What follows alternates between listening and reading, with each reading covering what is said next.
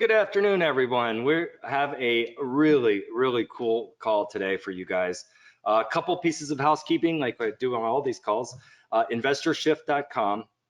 Two things on that. Number one, we're updating the content every single day. So please go use that as a resource for you guys.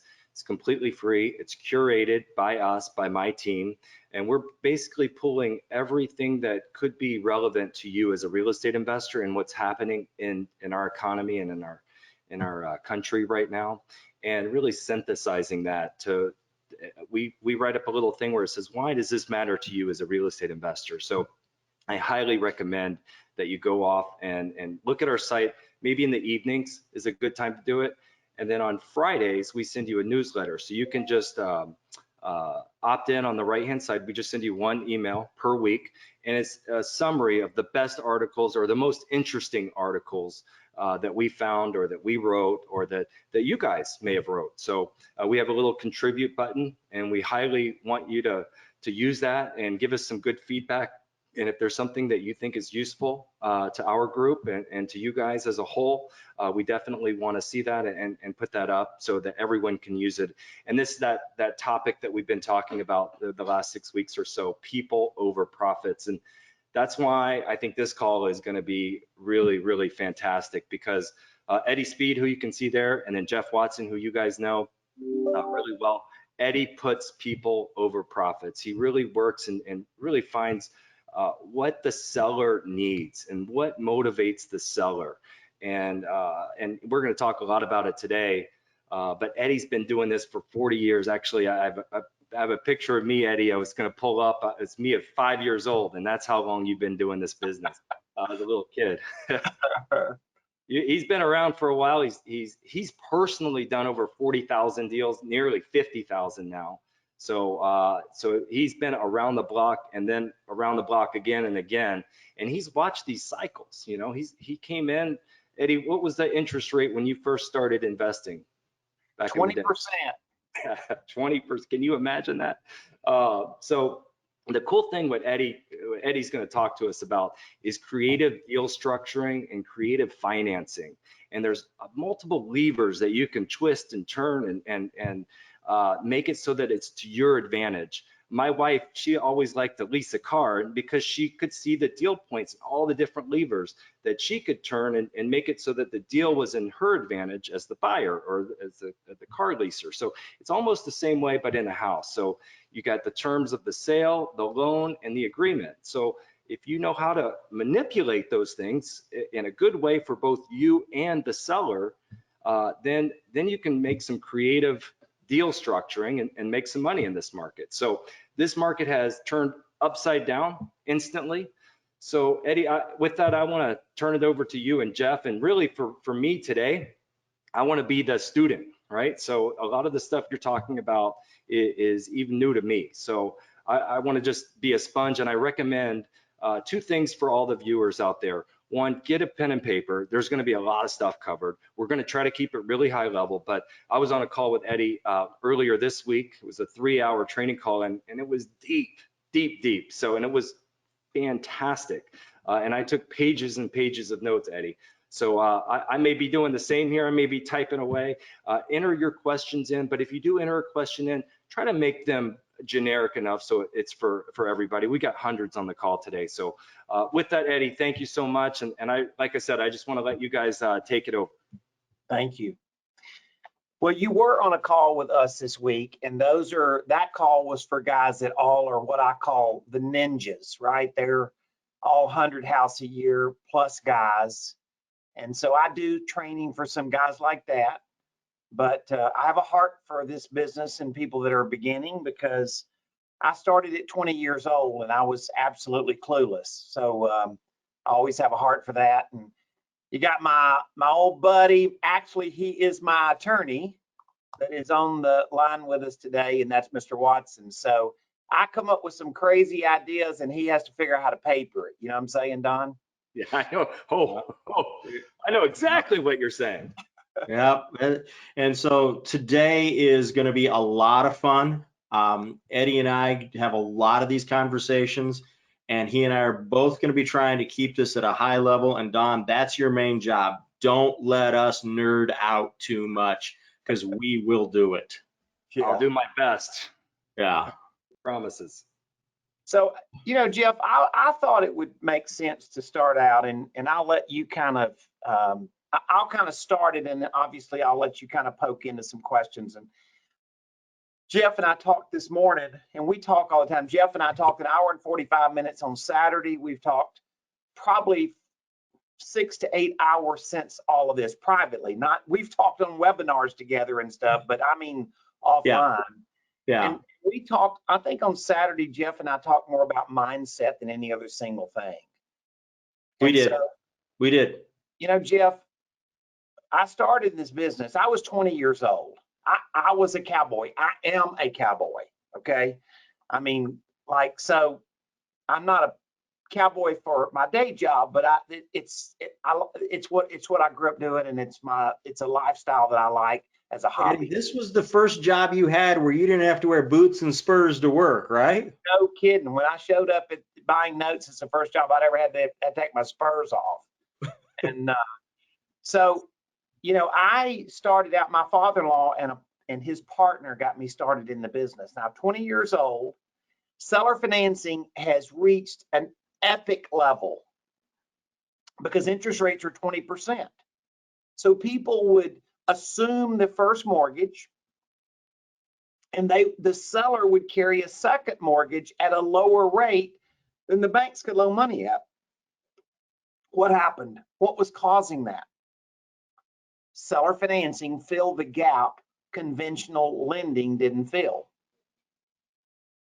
So here I am, 20 years old. I'm calling on real estate brokerage offices, right? Like Century 21 back then, and I'm calling on home builders, both of which were carrying a lot of second liens. Now you got to remember, I'm calling on people. I'm 20 years old, just wet behind the ears, and I'm knocking on their door. And I'm walking in there thinking, this is the best business I've ever seen in my life. This is way better than punching cows, way better. And what are they thinking? They're terrible. They're wringing their hands. They're worried. They're scared. They're afraid. And they're trying to figure out why this 20-year-old is just absolutely enthusiastic, You see, they're the ones that should have been figuring out what I was figuring out. It shouldn't have been me. They're the ones with all the experience. And so, Don, you cautioned us on the call today, listen, I have been doing it 40 years, and I have really legitimately closed 40,000, 50,000 deals. That's all great. But look, I've just been doing it a long time. It doesn't make anything special other than I just got up doing the same thing every day for a long time. And I would say that I've not forgotten a single day to feel like what it did when I was that kid. Because you see, the only thing that I had over the guy that I was trying to do business with is I was just taught an angle that would work in a market that the old stuff wouldn't work. That's all that it was. So, Eddie, do you think that the stuff that we've been using for the last 10 years will work going forward for the next 10 years? Jeff, there's no way it'll work. In fact, I don't even know. I'm in a mastermind with you, Don. That's a high-end mastermind. Jeff, you've been in that mastermind before. And when I'm in there, this is a vetted group, right? I mean, they're all like 200 house a year plus guys, and there's 150 of them, and it's expensive to be in it. And nobody, what I kept hearing them talk about was wholesale, wholesale, wholesale, right? For the last 5 years, nobody was talking about fix and flip very much. They were wholesaling. Why? Why did they all leave fix and flipping? Because they could find somebody that would pay more for the house unrepaired than they could ever profit if they went through all the brain damage of managing the repairs. Who was that guy? Your HGTV buyers, right, Eddie? You got it. Yeah. Yep. And they were ones that were just getting into it. They didn't understand it. and they were the perfect person for these guys to be wholesaling to. They were weekend rehabbers, right? Kind of thing. So that was a market cycle. In 40 years in the business, none of us had ever seen this situation before, right? Now, I'm going to say to this audience here today, because I get the impression a lot of them are fairly new, but if you're not new, it's the same story. If you're just going to wholesale a property, in other words, you're not going to physically buy it yourself, the guy that you're wholesaling to, the odds are fairly high he's not super duper experienced. He might be, but he may not be, right? He may be kind of inexperienced also. And if he goes to a hard money lender and he tries to get a loan today, Jeff, what's he found out? Well, first he's found out that most of them are out of business. The ones that are still in business, and I represent a couple of them, have got applications out the yin yang wazoo, and they're picking and choosing. And I don't care if they're located in Green Bay, Wisconsin, or Houston, Texas, or anywhere in between, they're picking and choosing for the best deals because they've got everybody lined up asking for money on these things now. But they've changed their rules as well, haven't they, Eddie? They have lowered the amount of money that they're willing to loan against a house.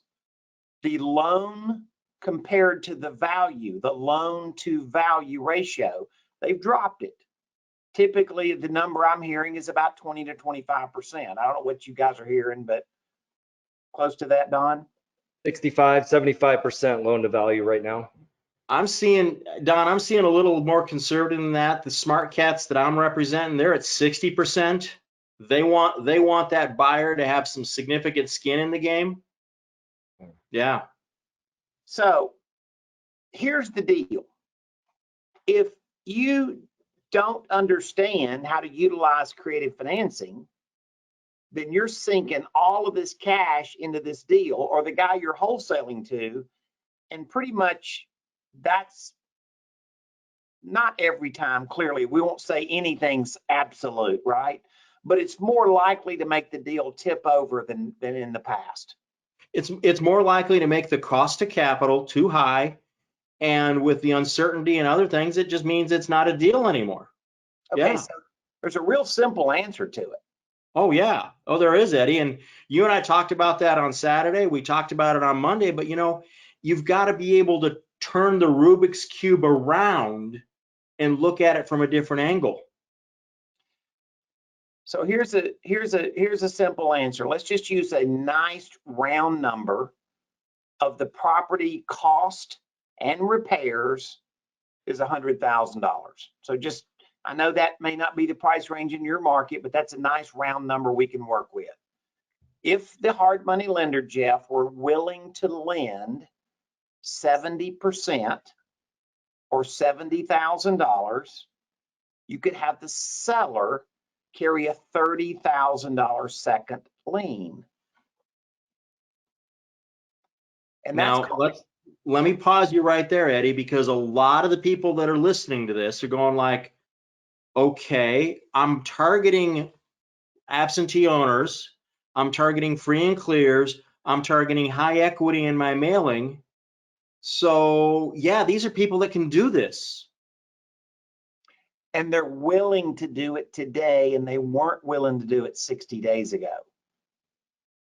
Because here's the other phenomenon that we're seeing, Eddie, and we'll probably get into this a little bit later in the call, is the line of yield-starved investors is getting longer and longer and longer. Yeah. And so mom and pop that are selling their house for $100,000, boy, they got a choice. They can take $100,000 and go down to their local credit union or their bank, and they can go make a whopping 1% on that money. But if you could convince them to leave some or a lot of that money into their house for another 6 to 9 months, they'll make 7% on that money. And Jeff, this is, I want to be careful that I don't get too nerdy, but you got to remember the seller carrying a second lien is willing to agree to conditions of the loan that a bank or somebody that's Jeff Watson represents, you know, they wouldn't agree to that.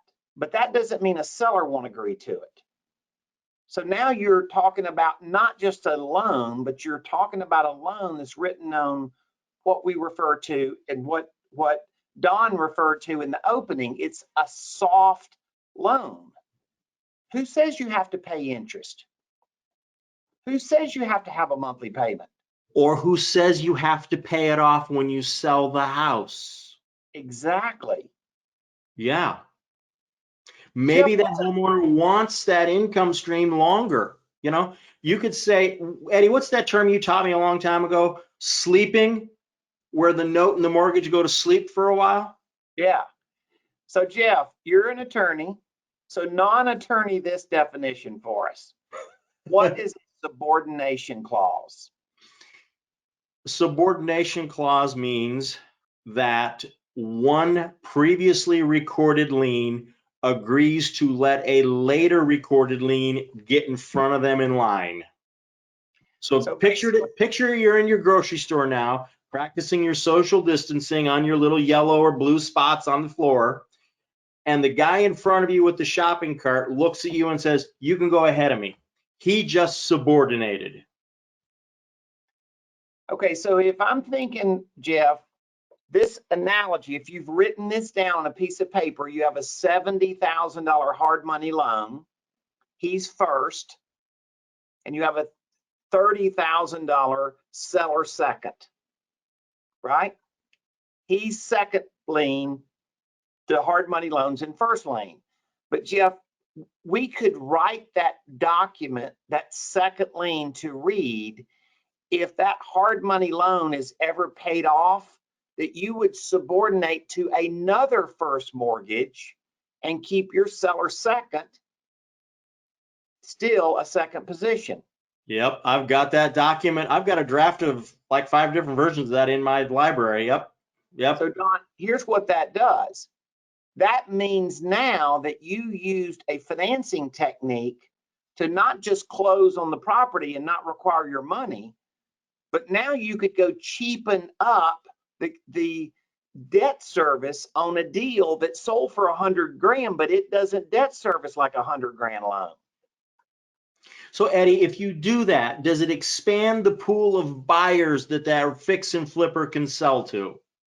It expands it to the point he can pay you more money. Oh, you mean he might be able to sell it for a little bit more? Exactly. An extra 5 or 6% more? Or he might even pay a higher wholesale fee. Yeah. Yeah. Yep. So this is the art of structuring financing. And when people are generally in a buy low, sell high environment, which is where we've been, people didn't look at these techniques as being important. When we started the meeting today, we talked about my history. So you start to understand my only start in the business was that I was pursuing buying those second lien notes that sellers carried that never would have carried the notes had it not been a mortgage crisis of high interest rates. Right. But the only way that those sellers could sell was to have to agree to take back that second. And so if the only way you can get the deal closed now, and Eddie, I want the audience to really listen to this. I'm going to butcher it and you're going to clean it up, okay? You're now talking to homeowners that can't quite afford to sell. But now if they're willing to let you structure the deal differently, they can now afford to sell. They can now get some of their equity out in their hands to go move and leave that debt there or whatever, a couple of different options there, and make that house more marketable. Make it to where it doesn't cost as much to fix it up and get the next buyer in it. Market conditions cause our expectations to change. Like Jeff, he used to like Charmin. He only liked Charmin, Don. That's only toilet paper he wanted. That Costco stuff's pretty good right now, though. But let me just tell you, he has lowered his expectations at this point.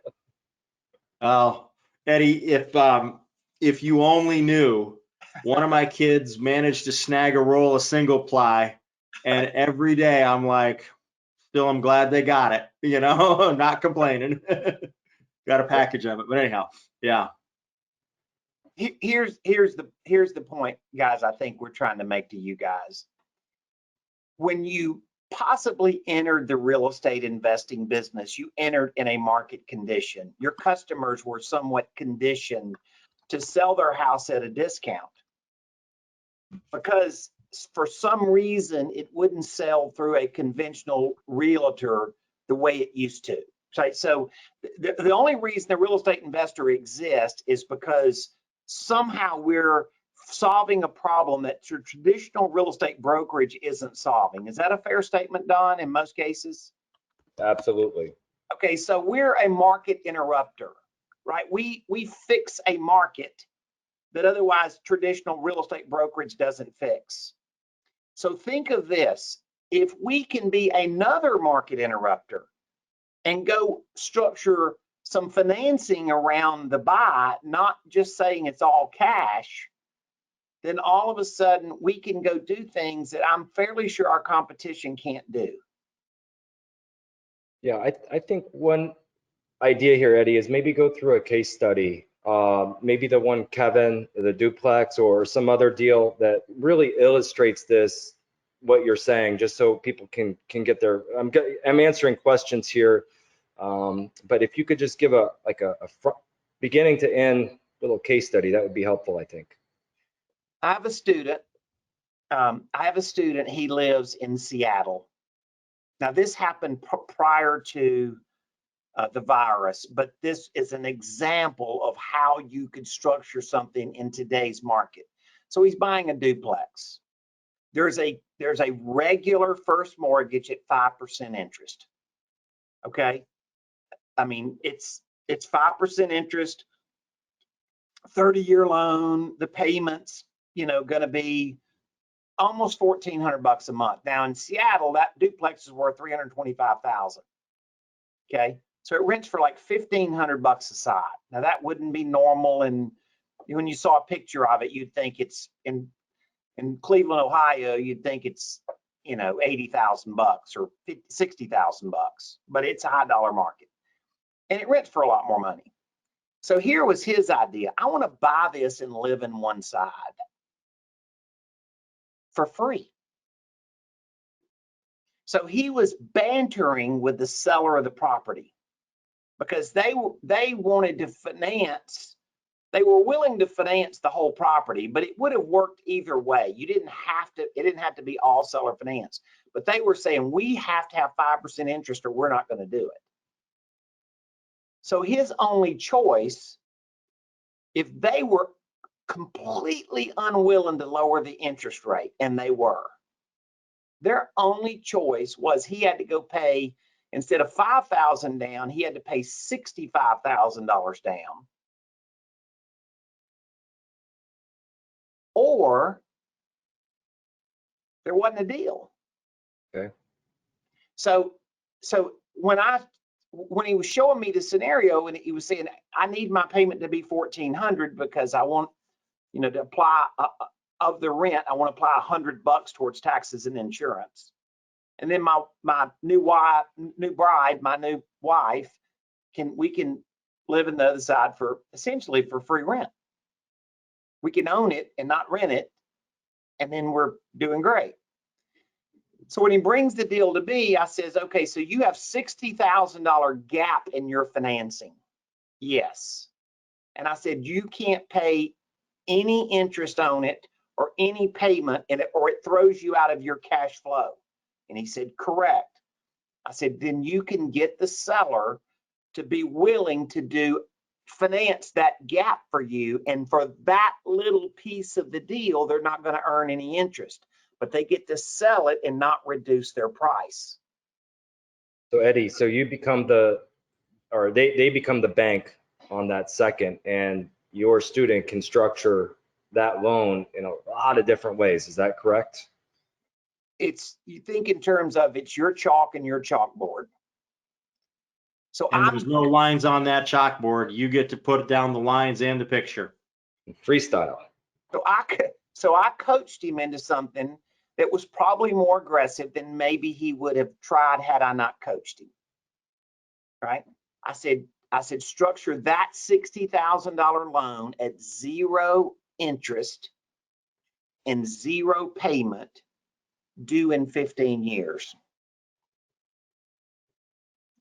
And I said, remind them that if they sell this duplex to you, they get out of the rental property business and they get to go move. They just retired. They get to go move to the farm and they don't lose their money. They just don't get it all today. Mm-hmm.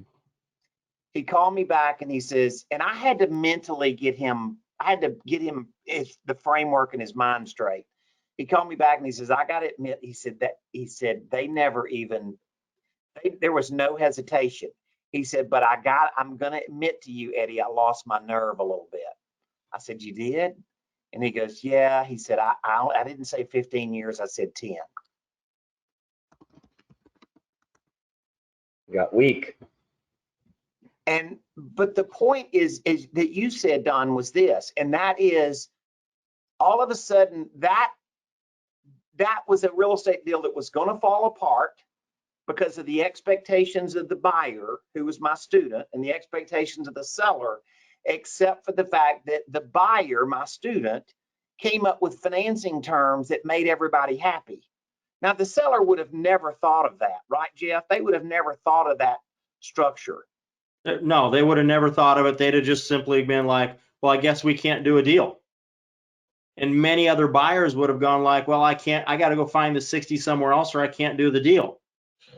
No one would have ever thought of kicking it out 10 years at 0 payments and 0% and sticking a $60,000 balloon 10 years out there, you know? So Eddie, I'm watching the little button. I can't see the questions, but I see this little button and it is just going nuts. I'm typing away over here, so I'm sorry if you hear me banging away. I'm trying to answer them. Don, no matter how hard and fast you type, you're not going to be able to keep up with the questions that are slamming in, okay? Yeah. And let's the short version of the questions real quick. Sorry to interrupt you, Jeff. It's just still or not fully understanding this overall concept of the seller financed note. And why, I guess one of the questions, and you didn't mention this, Eddie, or if you did, I was typing away, but why would the seller even do this? Why wouldn't they just go sell it for $325 to someone else? Because they can't. Right. Exactly. Why would they sell you a house at a discount? Because no one else will buy it. Why don't they just go take every deal in the world and go list it with a realtor and put it on MLS, and somebody comes along and makes above the listing price offer and sell every property? Because they're a hoarder, or because the house needs repairs, or all of these reasons that we know that this is where our industry fills the gap that traditional real estate doesn't fill. Yeah, right.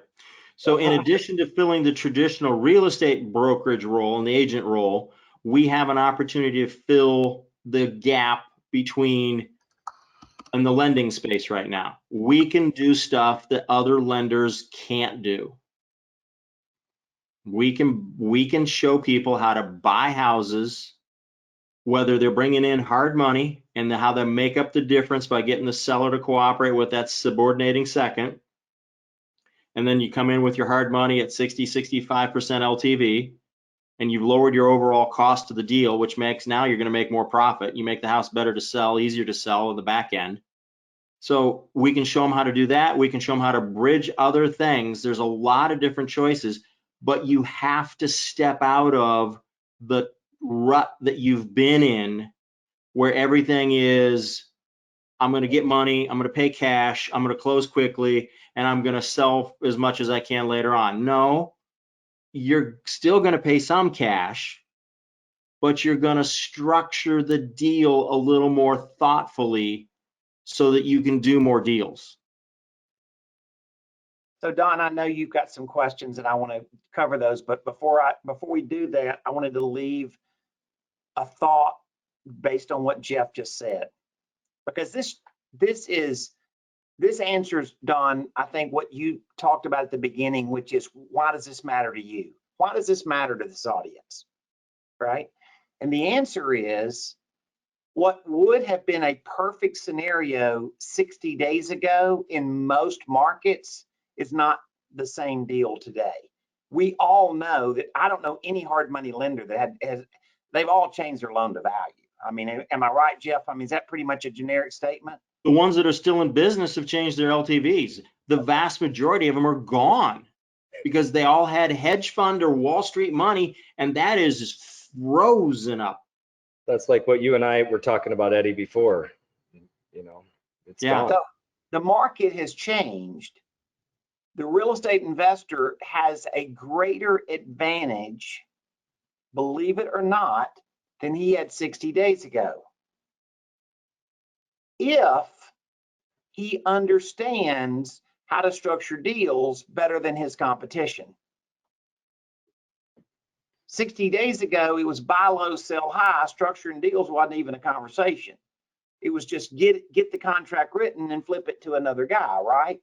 Well, now all of a sudden that world has become different, which is, when I entered the business at 20 years old, what I had to go learn, which was the way the financing was structured had all to do with whether a deal would close.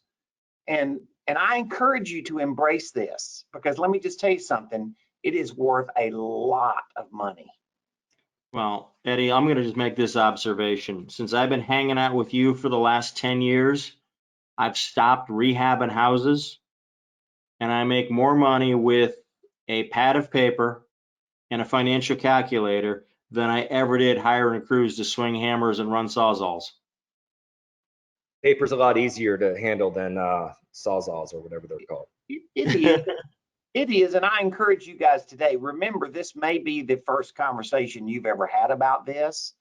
So you just can think about, in the first 30 minutes, somebody was talking about real estate investing. Was there anything that was a little intimidating? And now you look at it and think it's not intimidating. Well, this is going to be the same thing. So, Don, I know that you're trying to make sure we cover these questions, so I don't want to make sure that we.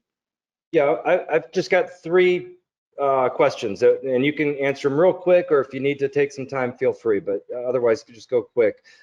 So in this deal, so the seller sold at a lower price, but according to the bank, they bought at full price, question mark? I'm confused. So can you clear that up? That's a really smart question. You're not as confused as you think. The seller sold the property at full retail, but because of the way the financing was structured, they sold it at what I call a bargain. The closing statement had the full price on it, but the way you paid the money back, it was a discount, because you paid today's price for the property with tomorrow's dollars. With 10 years out dollars on 60,000 of it. It should have been 15 years, but yeah, I mean, 60,000 on a $335,000 house, Eddie, what is that? That's 16% of the purchase price? Well, I'm very tempted to tell you the next punchline. before you do that, let's flesh out this deal completely so that everyone really understands this. So why would they settle for 0 interest, Eddie? Why would the seller do that? What I've found is this, Don. People have something inside them that says, I want to sell my property at a certain price. There's a certain ego or a certain mindset or whatever it is. I don't want a discount. Yet they will give essentially the farm away in financing terms so long as they get their price. Yeah.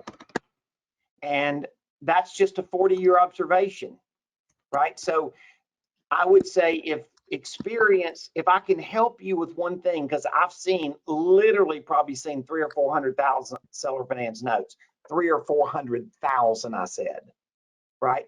I have noticed this pattern that people, as long as they got their price, they agreed to crazy terms and justified it in their head. I think that's where, in my mind, and maybe other people can relate to this, but it's like leasing a car. The car dealerships, they're going to get their money one way or the other. They're going to get you. It's just how they get you. And it's probably the bad way to say it right now, but it's a similar type thing. You structure the loan where it's advantageous to you, right? Well, let me make a point about that. Yeah. So Jeff, you and I are good friends. You know, I know your kids, you know my kids, like literally, we know each other pretty dang well. And let's just say that we weren't in real estate. You were practicing law and I was a doctor or whatever. We weren't real estate guys. And so I had a piece of property for sale and the market turns and things aren't bringing as much money and money's tight and the mortgage companies aren't lending like they used to. And I want to call you and say, you know, Jeff, I had my property for sale and I want you to know I wanted 320,000 for it and I got my price. You didn't ask me the terms. I wouldn't know to ask you the terms. I'd be like, well, how did Eddie get so lucky to sell for asking price, full ask, when everybody else is selling for a deep discount? Yeah. Yeah. So the advantage is that there's a mental process. Now, listen, guys, this is what NoteSchool does. We teach you how to think this way, right? This is not, I get that on the surface with no guidance, it's like you got to start learning to wrap your mind around it. I will say with confidence that people that seller finance are very happy with their deal because the closing statement gave them the price that they wanted the closing statement to say. So your guy asked a great question, Don, which is, why would somebody do this? Because he had to compromise something and he didn't want to compromise price. Right. Exactly. I was giving you the softball. I knew the answer, Eddie. I know Right. you do. Okay. Here's another one. In the case study Eddie mentioned, can the buyer sell the house prior to 10 years he promised to the seller? So if your student wants to sell 3-4 years from now, what happens to that original seller? Well, okay. Are you gonna let me get deep or no? Well, yeah, go ahead. Okay. Let's do it. Strap it See, on, everyone. I got this lawyer I work with, and Mr. Watson, you've heard of him, right? So I say, Jeff, can we write a clause in that mortgage that says that I originally bought this property, but if for some reason I want to sell the property early, can I put a clause in there that says that now I can go move this mortgage to another piece of property? Now I can sell this property because it doesn't have the mortgage on it. This new property has the mortgage on it. It's called an exchange of collateral. I call it a substitution of collateral. You'll hear the old timers talk about how they walk the mortgage or walk the deed of trust over to another property. All it means is you were thinking ahead, you got some good training and you had some good advice and you learned some skills and you papered it up properly to give you those kind of flexibilities. I have two screens on my computer. I'm looking at an email right now. I promise you. Jeff Watson knows my partner. He knows this land. I will assure you that I'm looking at an email right now where the seller of the property has let us take the property we're selling away from the collateral and we're moving it to another piece of property. We are doing this like literally today. Yep, I've done this on a lot of deals. And as long as you move that loan, I'm just going to use the word loan so everybody understands it, and I'm not going to get all technical. As long as you move it to collateral or another property of equal or better value, you're doing it in a very honest manner because you've been allowed to do it, and that's what the terms let you do. Right. Yeah, So you paper it up right. To answer your question, Don, that your student's question here. I don't want to say that we can fix everything, but I'm saying that there is a sequence of things, a most important 12 things that kind of go along with this scenario. There could be 50 things you could do, but that's a little too much to start with. What I would say is I have a heart for like every person on here today to know that they're not stuck with having to pay 30 or 40% down because the hard money lender dropped their loan to value. There is another option. If they leave here with one single thought, they realize that they know another way to structure a transaction that probably their competition doesn't know, and that gives you unique advantage. Yeah, I know you say this all the time, Eddie, but a deal architect. And that's really what we're trying to give you, a little bit of foundation to think a little outside of the box and become that deal architect and this people over profits mantra that we keep talking about. So Yeah. you can really help a lot of people out here by structuring this thing so it's advantageous for both of you. Is that right, Eddie? That's the whole goal. Yeah. You're, All right, you're let's get through some of these more of these questions on this particular deal. I have ran into the issue of hard money lenders not doing deals with junior liens attached. Where do you find the lenders that will accept a lien in conjunction with a second position lien? You know, Were you on that Zoom call with me last Friday? no. Okay, but you've been on there on previous calls. Yeah. This is a mastermind that Don and I are in together. So last Friday, this came up because I went and taught this concept to very advanced guys the other day. You're saying, why would you need to teach to them? Because in the last 10 years, they haven't had to know this stuff, right? So I brought back old stuff that we did back in the 80s and 90s. And, you know, I mean, to me, I just dust it off a little bit and you make adjustments to whatever might be different today and we fix it. And so I would say that some hard money lenders are not going to allow for a seller second and some are. And you just, honestly, you're just going to have to find hard money lenders that are willing to accept it. Jeff, here's how I look at it from a risk to the hard money lender perspective. I would rather my client have cash than have all of his cash sunk in a deal and all of a sudden he can't fight his way out of it. Exactly. I think, Don, when that question came in with a hard money lender that says they won't let there be a junior lien, I'm like, does the hard money lender want the real estate taxes paid 4 years in advance? Because the taxes are a superior lien to the hard money lender. So I hear that term hard money lender in quotes because not all hard money lenders are created equal. The cats that I know, the guys that I know, the guys that Eddie deals with, that we teach and we work to and train, they would look at it and go, oh yeah, that gives you more liquidity. That lets you get the job done cheaper and faster. Do it. All four of the hard money lenders that were on that call with us last week, Don, said they would allow it. Oh, And wow. I mean, they're very, very brand name hard money lenders. Yep. Because Well, I they know. get it. They get it. They see a junior lien to me is they're junior. They can't get in front of me. So if my borrower runs out of cash, then now I have a problem. So if I can keep my borrower in more cash because he can get a second seller carry in second position, I'm better off. Right. Yeah. I have 3 questions that are all the same here. Stand by. So does this move have to happen before the sale of the existing property or at the time of sale? And then how much time do you have to move the loan to the new property? And the third one is, I think you can answer this all in one shot. In order to move the loan, you would have to have open collateral on the new property. This example is $65,000 in equity. Did he have $65,000 in real equity, Eddie? I don't remember. No, there wasn't any Leverage. there wasn't any equity. Right. So the substitution of collateral clause is a future situation clause. And that's how you get the customer to agree to it. They don't know what you're going to substitute and put a new property up because you haven't seen it yet.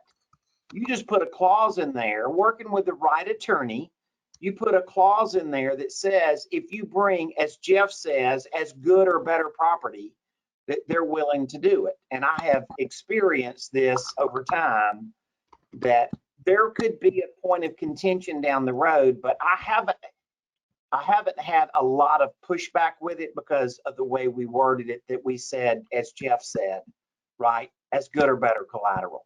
So it's not something you're going to do in 60 days. So it's not really a conversation until down the road. Right. But Don, let me get in and answer the technical question of that technical part of that question. The substitution paperwork is executed and recorded usually at the same time as the sale of the collateral. Sometimes it can be done beforehand, but it's got to be done at or before the closing of the sale of that collateral. And it's all just on paper. You got a couple extra pieces to go file with the county when you're filing the rest of the stuff. But that way the release and satisfaction is a true release and satisfaction for the asset that you're selling. It's a provision that says they're willing to do it based on certain conditions at a future date. Right. That's all they need to agree to up front. Right. And that provision, you put it in both the note and in the mortgage or the deed of trust. I put it in both places so that there's no confusion about it whatsoever. Yeah. Okay. Got some, sorry guys, I'm not prepared for the next question yet. I'm still reading through them all. That's okay, because people are still going to be processing what we just said and scratching down a note or whatever. The aha bulb just went on for them, you know? Exactly. And hopefully those are going off for a lot of people. Actually, they are. I'm hearing a lot of things where it's clicking now. So in this example, we've got two mortgages, but does it necessarily, can you give us an example where there's just one mortgage involved, or does it have to be the second? No. To make it work? Right. That is a technique. So when I say creative financing would work where they literally have 100% equity. They don't owe anything. They don't need any money at closing. They're just going to finance the whole thing. Seller financing could work where they owed half of what the property was worth. And creative financing could work when they're like, they owe so much money, you can't even make a wholesale offer.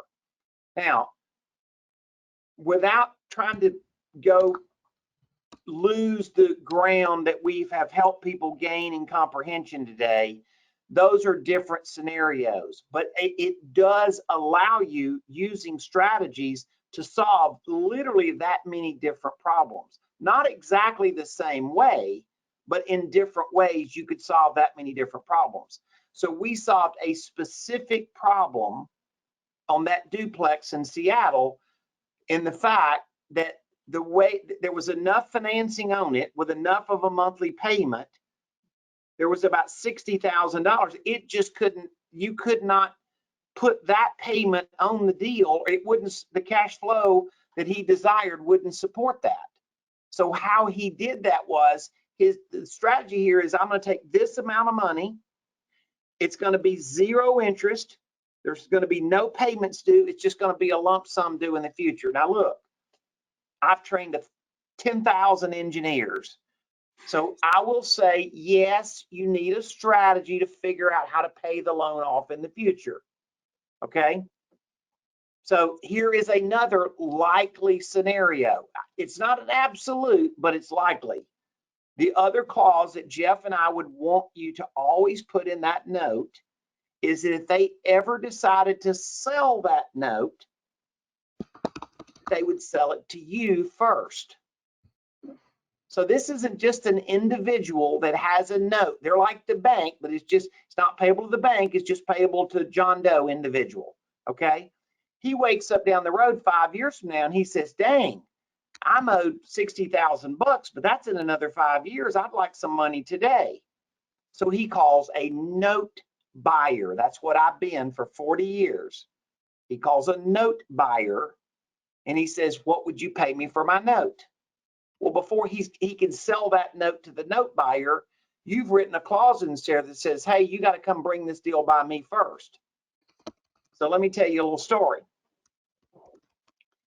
Jeff has a client that I introduced him to, a young, smart man that lives in California. Smart. Wicked smart. And he writes this clause in this deal. He gets the guy to owner finance him. He buys a house for $125,000. He pays $20,000 down, and he's going to resell on a wrap note, and he's getting a giant down payment. So he's good with the $20,000 down because it's only temporary. He finances at no interest, which is not always what you're going to negotiate, but he did on this deal. He does about 10 years at no interest. So it's just, he's paying for their equity over a 10-year period instead of today. Okay. He makes about 6 payments on this deal. The guy's he's paying like $850 a month. Okay. About 6 payments into this deal, he starts smelling that the guy says, hey, I want my money. Like, they start out like this, Jeff, could you send me the check before the first of the month? You know how that goes. And it's that kind of thing. So this is kind of a crazy story, but the guy just, you know, finally negotiates. He buys this loan at about a 75% discount. And Don, you were on that call the other day and you heard this guy telling the story. I'm not saying that's normal. I'm saying that's possible. But I will tell you this. I have bought 40,000 notes at a discount. So what if you had a chance down the road to pay off your note, but not have to pay the full amount? And you're not in default. You haven't done anything wrong. They just want the money early and they're willing to accept less than the full amount owed. Yeah, it was absolutely nuts to see that happen where you're buying your own note off at a discount. Absolutely incredible. The thing that people need to understand, and there's two huge concepts I want to share here. And the first one is there are a lot of people have the money in the hand, cash now perspective, and they do not understand the future value of money and the time value equations that you can use to figure that out. And when you can master the time value of money and the future value of money calculations, it gives you an advantage over somebody who's only thinking about right now. Because you can see it from their perspective and your perspective, and therefore you can customize a deal that works for both. So let me, for the audience, because I've been down the road when I remember what it's like, when that sounds like, oh my gosh, there's some crazy math calculation and stuff. I can show people some fairly simple exercises with a financial calculator. Within 1 hour, you will have a clear understanding that $100,000 due way out in the future could be worth $50,000 today. If you can be okay with understanding that you may not understand mathematically why that's true right this second, but it is a true statement, then you understand that if you could, then you're paying for somebody's equity, not today, but over time, and that's why it becomes such a good deal. Yeah. So the other thing I want to talk about, Don, and this will help a lot of people understand, because I guarantee you're getting this question. They're going to be like, why would someone want to sell to me now and not get all their money now? Why would they want to wait? And let me give you the classic example that I see all the time. I get a landlord. They've held this property for a long period of time. And so I'll ask them, so do you want to pay the IRS all in 1 year, or do you want to stretch the IRS out over time? Right. And the moment they like the idea of stretching the IRS out over time, they've just pretty much filled out half the application to owner finance me. That's exactly right. That's a good what's analogy. really interesting is the IRS wrote a book about this, and it's a publication called Installment Sale. Installment sale. Yeah, okay. And it's pretty good reading. Well, it's funny you say that. There's a question in here, any books that Jeff can recommend to better understand the time and money concept, but that's Well, you know, I think Eddie's got some stuff that he's going to make available, and we're going to talk about in a couple minutes. It's going to be the first thing that they need to look at. I mean, everybody on the call needs to understand, I've spent 10 years rubbing elbows with Eddie Speed, okay? And the only person I have ever met that in his space that is as knowledgeable as Eddie is his lovely wife, Martha.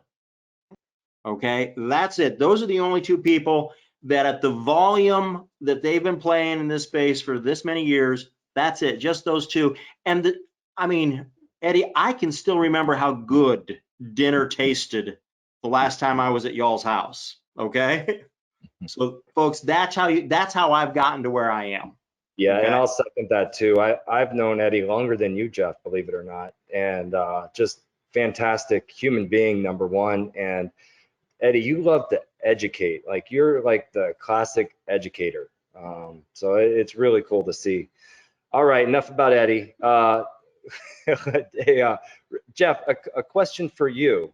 Can you clarify the comment about taxes being paid in advance? And they say, great call, by the way. Thank you, Catherine. Okay, it's not paid in advance, it's paid over time. Do you want to pay the IRS all in 1 year? Okay, then sell your house right now if you're a landlord and go ahead. You can pay all of your recapture now and you can pay all of your capital gains right now. But if you want to sell over time, then I can stretch out that portion you're paying on your capital gains over the amount of time that you want to collect payments. Exactly. You're going to have to pay all of your recapture the year you sell, but that capital gains, wow. If I can stretch that over 20 years. So the advantage the seller has, Jeff, is what you're saying is the IRS will allow you to take the gain over the 20 years you're collecting the note. And there's a trick that if I really want to play here, and I'm going to go deep for 30 seconds and I'll pull back, make it an interest-only payment for 5 or 10 years at a low interest rate, and then I have no gain that I'm paying taxes on. I just have a deduction for the interest expense. Yeah. That's a good hook, Jeff. That's a good hook. I just want to make sure everyone understood that on the call. So Jeff, explain that just a little differently, just to make sure. So let's do this. So Eddie had a couple that sold to his client Kevin, and I know Kevin quite well. Kevin's a good guy, and they sold for $335,000. Okay, so it was a duplex, which means at least half of it was a rental property, maybe all of it. But that means that when they sold it, they had to go ahead and pay some taxes on it. Now, my taxes are due on the sale from a couple of different reasons. If I've depreciated the property like the IRS requires me to, when I sell for more than what I paid for it, I have to pay tax on the recapture of the depreciation. Don't get hung up on that, because what I want to hang you up on is the gain on the profit is only taxed as I collect the profit. So if for 5 or 10 years, all I'm getting is interest payments with no principal, I'm not getting my profit. I'm not paying a tax on that. Yes, the interest income is taxable to me, but it's taxable to me in one of the most favorable ways possible on my tax return. Okay? The long-term capital gain I just keep kicking it down the road. Yeah, so one of the things, Don, that I would teach somebody in negotiating this is to negotiate advantages that the seller could get that they wouldn't think up on their own. Right? So if I understand certain elements like that, I do a disclaimer that I'm not an attorney or an accountant, and I'm not, giving tax advice, of course. But then I would continue to say, I think if you'll ask your accountant, he's going to say this is going to limit your tax today and push it to tomorrow. And we all are fairly clear that people love to kind of think they're cheating the IRS a little bit, or at least not having to pay them. So now Eddie and I have a friend, and I'll just refer to him as Pete. Okay, Eddie knows who I'm talking about. Okay. And one of the things that you learn is how to play by the rules and benefit like mad. Okay. And I want to help. I mean, I look at it this way. When I'm putting together a real estate deal, there are three parties to the transaction. There's the buyer, there's the seller, and then there's the IRS. Okay. I want the buyer and the seller to win, and I want the IRS to lose. But I'm going to play by the rules and just take full advantage of them. And it's that concept of I don't want to get my money any sooner than I have to, because am I going to take my cash? Am I going to go down to the bank? Am I going to go make 1% on my money if I'm lucky? By the way, folks, if you look to see what the current 10-year treasury is right now, 0.2%. It's going to be negative soon. So if I want to have a negative interest rate, I can go take my money, I can take all my money, pay taxes on it, and go down to the bank and pay negative interest rate. Or I can leave my money in the deal, reduce my taxes, and maybe make an interest income of 4, 5, 6% on that money. Oh my God, I'm excited. Eddie's learning something on this call, guys. No, I'm excited because I'm thinking about the fact that with those market conditions, that is the perfect storm to go sell people to finance you over time at terms and conditions a bank never would. Right. That's right. That's And right. that equals a bargain. How would you like to, Mr. Homeowner, Mr. Home Seller, go lock in a 10-year CD at 6% interest? Yeah. What bank will give that to you? Well, I'll give that to you. Yep. So Don, I want to reemphasize this because I once again, I have a real heart for understanding that this conversation is developed over a period of time, right? We didn't just start thinking about this 20 minutes before the call started, right? but here's the market conditions for this situation are usually in a black swan situation. In 1980, it was one black swan situation.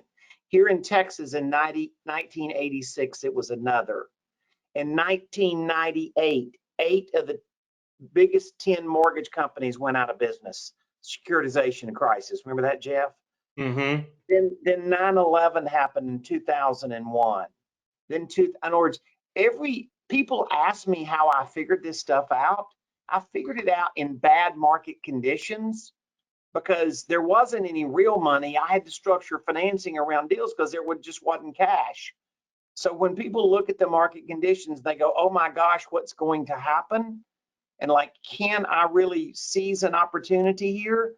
And that's why I said a while ago, I kind of wiped my forehead going, I mean, like, if you have some clarity that there are ways to structure deals, maybe you don't know it right this second, but if you have some clarity that you know how to structure deals that make deals close and give you an advantage, as far as, yeah, they're willing to carry financing because they don't want to pay taxes and they can't go put the money in a CD and get any money for it. They might as well keep it in the deal, but they might carry the loan at 2% interest.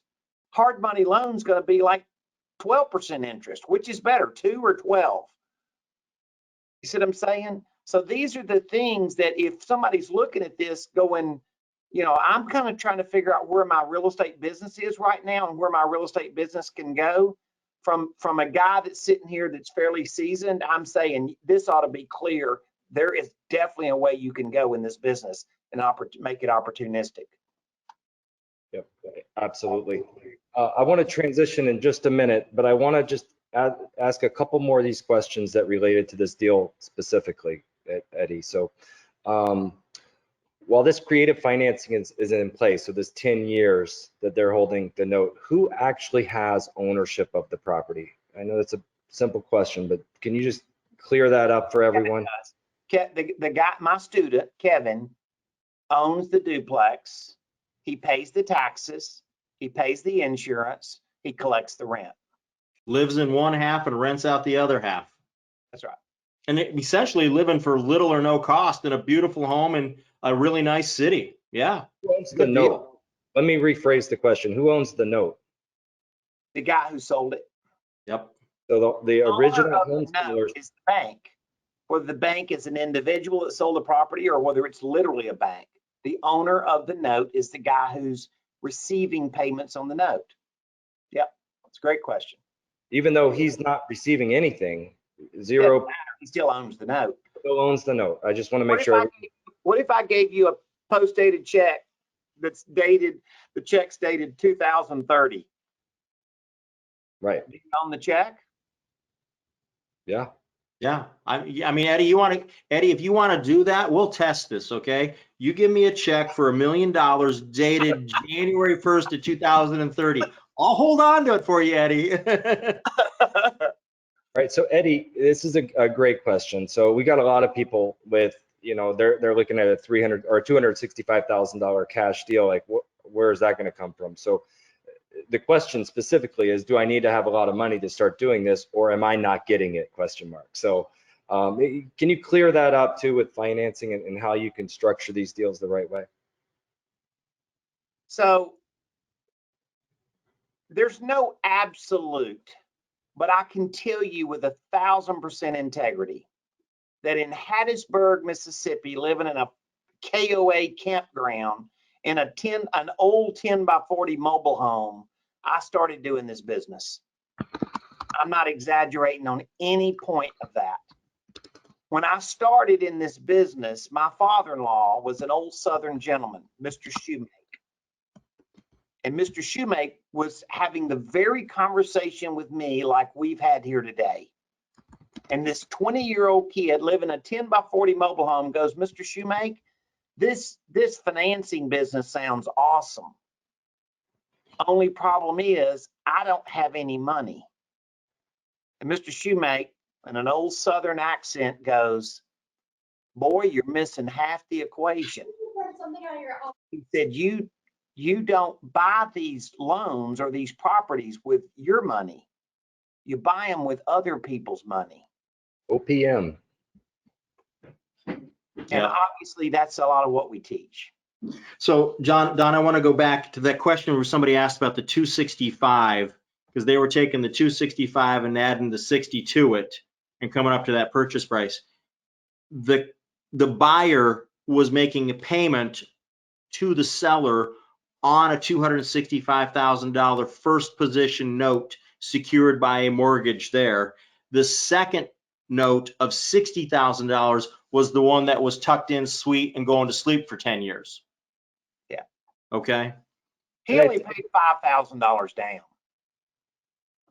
Yeah. And I think a lot of people are getting hung up on like, why would they do that? And it's because of the situation they found themselves in. And you're literally, Kevin, in this example, literally helped this gentleman out of the situation that he was in. So it was, go ahead. I've met 10,000 realtors that said, why would somebody sell a house at a discount? Right. Exactly. There's a lot of questions coming through, guys. But so I think Eddie, let's talk about how they can learn about. All the questions are like, how do I get in touch with Eddie? So let's go through that. How can they? I think you're holding another webinar tonight or something like that. What's going on? It's going to be next week. Next week. I'm going to do it next week. So just go to noteschool.com/Realeflow, and it's spelled the way you guys spell it, right? Yeah, I'm going to put it in the chat box, everyone, so you can go to the little control panel and see that. So it's Copy and paste it and then use it.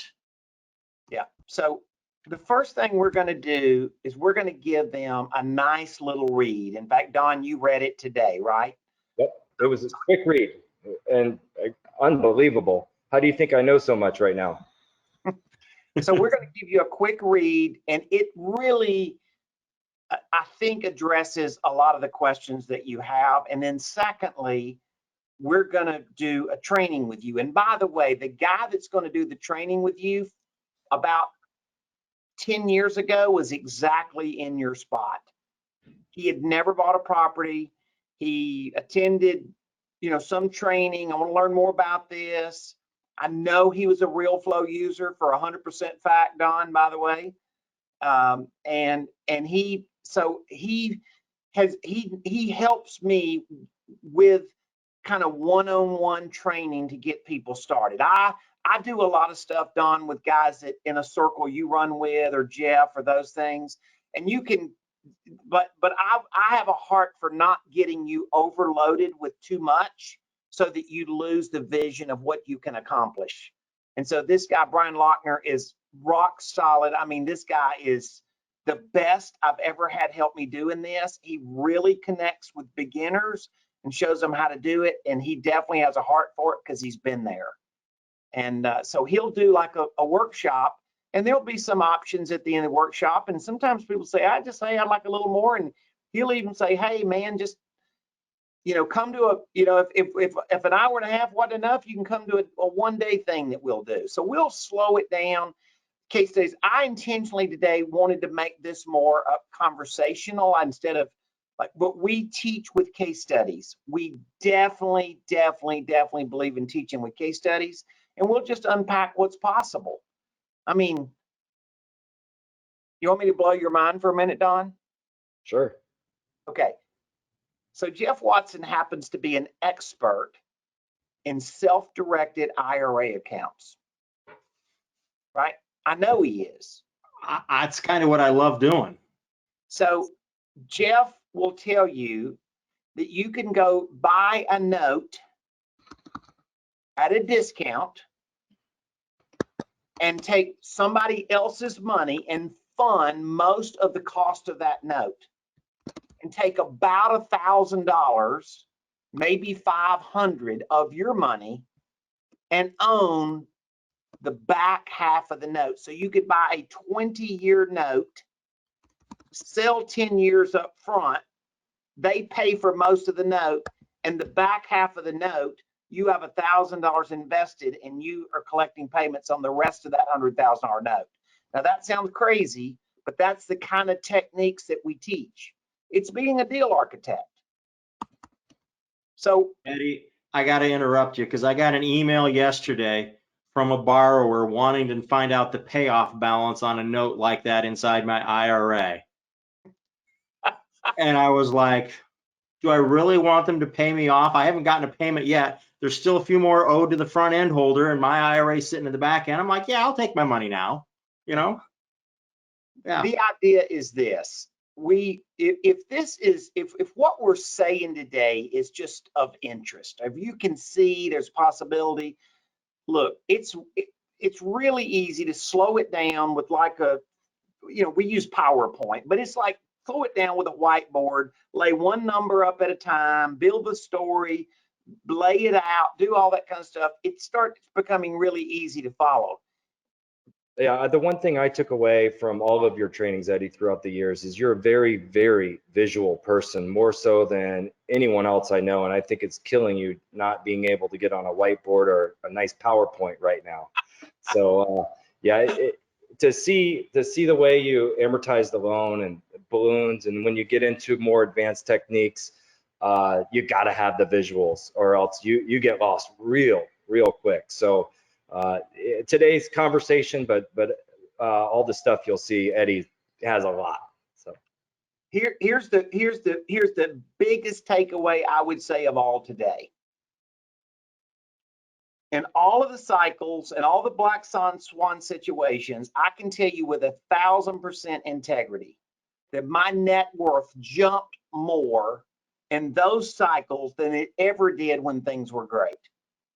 It's a great point. Yep. So Eddie, I'm going to ask you this question. You've only been doing this for 40 years. I've only been doing this for 27 years. Do you think this is the last black swan that we'll ever see? Mm-hmm. Not unless God takes me early, Jeff. That's all I can say. I'm pretty sure there's a whole flock of them out there still headed our way. Well, and it's funny, Don, as you know, Jeff and I have messaged a lot in the industry, and we've been kind of saying for a couple of years something was going to happen. Now, who could have ever figured it would be a virus? right? Or who could ever figure that the oil business was going to have this crazy market condition happen to it? Or who could ever figure now, because of the virus, there's what is perceived to be a shortage of mortgage money, right? So the reasons that all of those are above, one thing kind of ties to another. But let me say this: if you are able to structure financing on real estate deals other than just all cash, your stability in the market in the future coming out of this virus, I hope that's undeniable. It's like you have just strengthened your position unbelievably. You think that's true, Don? Absolutely. Yeah, this is where people get very wealthy, in these black swan events. So this is where wealth is made right now. Jeff, what's your opinion here? Well, I was just thinking about the phrase that, there's data, there's noise, there's information, there's knowledge, but then there's wisdom. And I've tagged the line for a long time that wisdom equals wealth. And you've got to know how to apply the knowledge that we're giving you in this market. And boy, you lock in these deals. Oh man. I mean, let's face it, Realeflow came into existence at the beginning of the last black swan. And where we've come from. Okay. Greg and I sat down as we were heading, as Northeast Ohio was heading into it, and we deliberately talked about what Realeflow could look like. Now, is it 10,000 times bigger than what we ever dreamed? Yeah. But it was because of a black swan that we created Realeflow. Yep. Yeah. But get some housekeeping stuff. So noteschool.com/realeflow, and I put that in the chat box, so you should be able to see that, everyone. That's where you're going to go to get the ebook, which is really well done, Brad Pitt. And so everyone will get that joke later. Eddie's Brad. And the other thing it's going to allow you to do is get on one of these webinars, so you can learn some more about what we've talked about today. I think I know a lot of minds were absolutely blown today, and these techniques are what's going to be needed in this market moving forward. So you need this tool in your tool belt now. Another piece of thing I just wanted to mention was the recording. Thank you.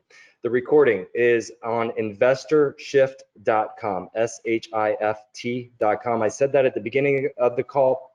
I really, really recommend everyone to go to that site and look at it at least once a week, if nothing else. But we're putting new content up there every day, and that's a service that Realeflow is providing you.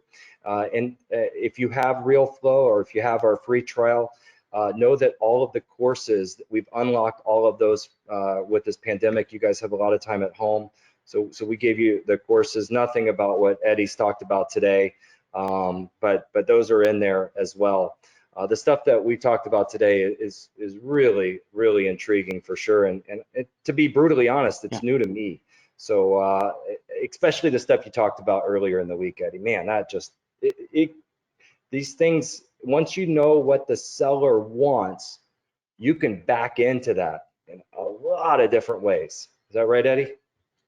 Yeah, and once again, it's a building block. So Don attended a very, very advanced class, and hopefully we've done you justice today, and that we haven't like escalated the ideas so high that you get a little intimidated. Let me just encourage you: if this old cowboy at 20 years old can learn this, you can learn it. And I understand, like, it's like eating an elephant, how you do it one bite at a time.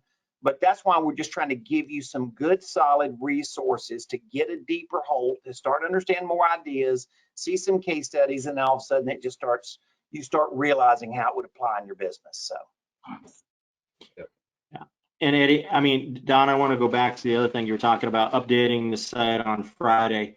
I anticipate by Friday that CARES 2.0 or round 2 of the PPP will be signed into law, and there'll be some updates on that. There's a couple of twists that are in the new legislation that I was reading this morning. Yeah, folks, I still read the stuff even though it's still being written, and I'll get you some highlights for Don to put up on the website so you can see the differences. They learned. Congress learned, they adapted, they made it friendlier to small businesses. Yeah, and if you don't know what Jeff's talking about right now, and you're interested in the government loans, the EIDL or the PPP, right, property, yeah, three Ps, right, Jeff? Property. Right, 3 Ps. Yeah. So, anyways, payroll protection plan. Payroll protection plan. Payroll. Thank you. So we have a lot of calls already on InvestorShift.com that's recorded there, and then a lot of resources at the bottom of InvestorShift.com. Hit the resource button. That's really where all the stuff that is new and important to you guys. And I know that we updated the site today, Jeff, with the new legislation, but we'll continue to update that as soon as it goes. I mean, I anticipate that it's going to go pretty much unanimous through the House because the Senate already passed it. I anticipate it to go through there, and I expect President Trump to sign it Thursday afternoon, Friday morning, and I expect the banks to be back doing these loans midday Friday. Wow. Yeah, and I'm gonna just give a spoiler alert, folks. Go to your community banks. Yeah. Go to the community bank in your community. Yeah. I mean, I got mine funded. Yep. I got my money today, Jeff. Way to go, Eddie. Today I got to tell the big regional bank by both voicemail and email, pound off, because my local community guys got me taken care of, So yeah. And here's what I'm going to tell you, folks. Eddie is a wealth of knowledge. So if you don't get over to NoteSchool /Realeflow and grab this 50-page book, you're just missing it. Eddie's going to show you how to do these deals, and he's going to show you how to do these deals where you never violate what I call the quicksand rule. There's a lot of people out there that'll teach you owner financing and they think they know it, but what their surefire plan is, they put you in quicksand. They're going to take the seller out of the mess and put you right in it.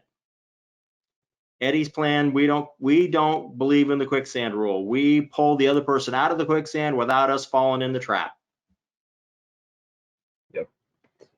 Exactly. It's 32 pages, not 50 pages. Much easier to digest, Jeff. Oh, I'm sorry. I like longer stuff. You know how I am. Just look it up. No, it's something that'll be helpful, and it'll prep you. That I'm doing that, so it's prepping you for the workshop. And you might, as Don said, listen to this recording again maybe before you come to the workshop, and kind of get yourself prepared for it. And then I will make two absolute promises to you. You're going to love Brian. He's really good at like teaching the 101. He's just top notch at it. So.